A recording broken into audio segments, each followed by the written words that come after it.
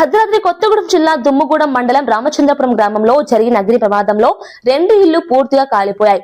కల్లూరి బుచ్చమ్మ, కల్లూరి వెంకటమ్మ కుటుంబాలు నిరాశ్రయులయ్యాయి. విషయం తెలుసుకున్న తెలంగాణ రాష్ట్ర అటవీ అభివృద్ధి కార్పొరేషన్ చైర్మన్ పొదం వీరయ్య గ్రామాన్ని సందర్శించి బాధిత కుటుంబాలను పరామర్శించారు.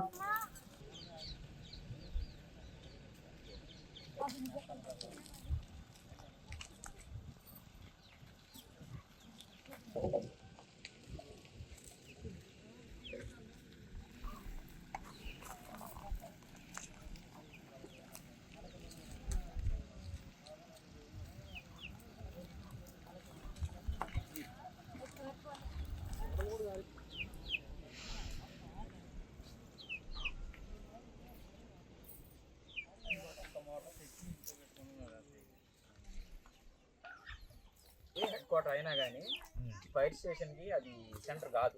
దాన్ని ఇక్కడ దుమ్మూడెం రావాల్సింది. అక్కడ ఫైర్ యాక్సిడెంట్ కూడా ఏం లేవు మన దుమ్మూడెం మండలంలో.